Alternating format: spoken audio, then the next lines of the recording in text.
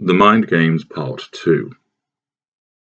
Having detailed in Part 1 some of the mind games that we deploy against you, this leads to the inevitable question of why do we do this? I dare say that some of you will be tempted to answer, because you're all arseholes. Whilst this is understandable and potentially accurate when viewed from your perspective, it is not going to provide you with any insight into the workings of our minds and behaviours. Accordingly, I will expand on why it is we use mind games so comprehensively. 1. Fuel. An obvious one, and rightly the first one that is considered. The application of mind games to the dynamic between you and us is done in order to prompt an emotional reaction from you, and thus garner fuel from you. Whether you become upset, distraught, frustrated, annoyed, or angry as a consequence of the games being played, it is all fuel, which we will readily drink up. 2. Control. We are obsessed with control. Our environment must be beholden to us. We have to control everything around us in order to ensure that we continue to exist, receive fuel, minimize and remove risks, and so forth. By subjecting you to mind games, we are able to achieve this need for control, since you become trapped by them. You remain paralyzed by their effects as you try to establish what is happening, rather than knowing them for what they are and moving away from them. 3. Future planning. It is a common outcome from entangling with our kind that you will be labelled as the crazy one once you have been discarded or you have escaped, and this labelling is as part of the smear campaign. The mind games bring about such a state of mind in you that it becomes easy enough for us to point to your behaviour during devaluation, your behaviour post-discard or escape, and demonstrate that you are indeed unhinged. There are very few people who can actually resist the proliferation of mind games and not be affected by them in some way. And many people are left at the end of their tether, creating an appearance of being crazy. 4. Facade management. By engaging in games where we are in control, you are seen as histrionic and volatile, whereas we are calm and pleasant to everybody but you. And this causes people to form an adverse view about you. This allows us to manage and maintain the facade. We have an array of lieutenants and members of our coterie who are all regarding us as decent and kind, which then makes your life even harder in terms of trying to persuade people about what we really are. 5. Superiority reinforcement. We operate from the perspective that we are superior to everybody around us and especially you. By engaging in games where we are able to pull the strings, make you upset and angry, and exert control, this allows us to emphasize that we are indeed superior to you. 6. Self-defense.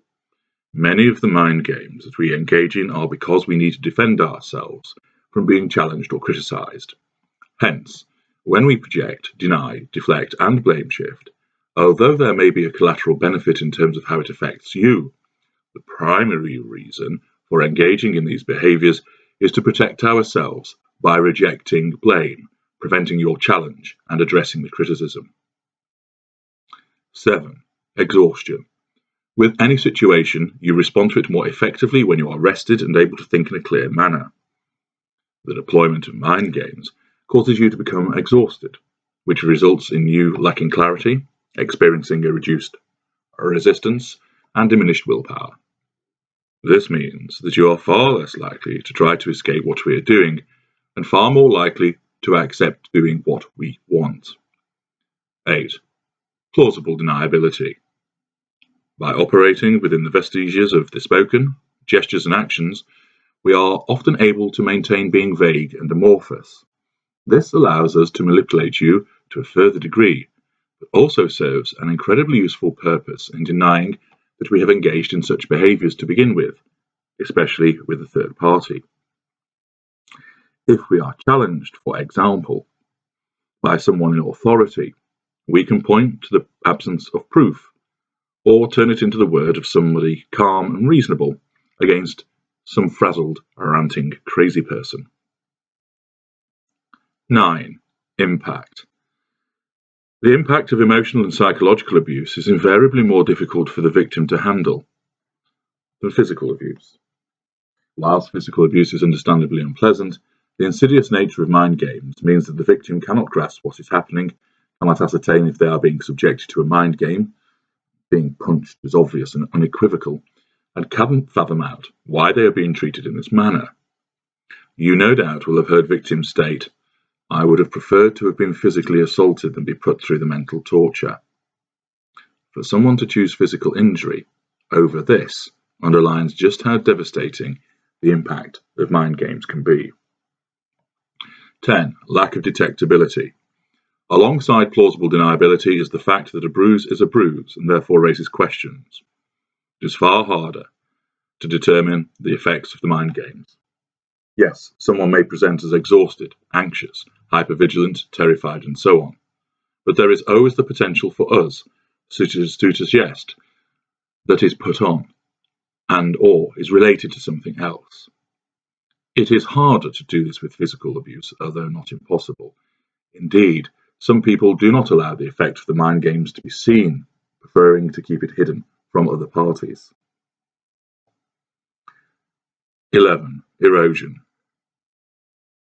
If you suffer a broken arm, you can still function. You can use your other arm. You can walk places, talk, you can hear and see, and so forth. The mind games naturally affect that which controls and governs everything you do. By wearing down your mind, we are able to grind you down, causing your resistance to weaken and preventing you from functioning in a manner which might aid your escape from us.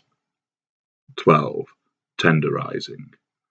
The application of mind games through achieving erosion and exhaustion as described means that, in effect, you are being tenderized for further manipulations to be applied against you with maximum effect.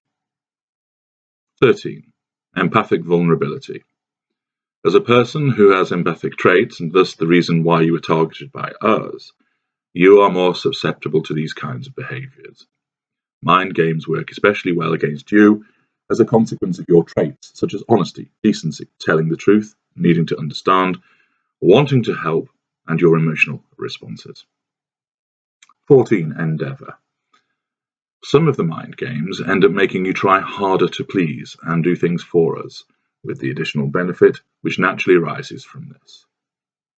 15. Power.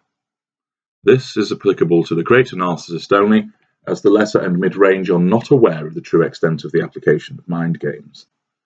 The greater narcissist revels in being able to treat somebody in this manner, distort their world, have them jumping and moving at the say-so of the greater narcissist, causing the victim to fountain with fuel and yet have no idea how or why this is being done to them. The various manipulations and their outcomes means this appears to the omnipotence which we believe that we have.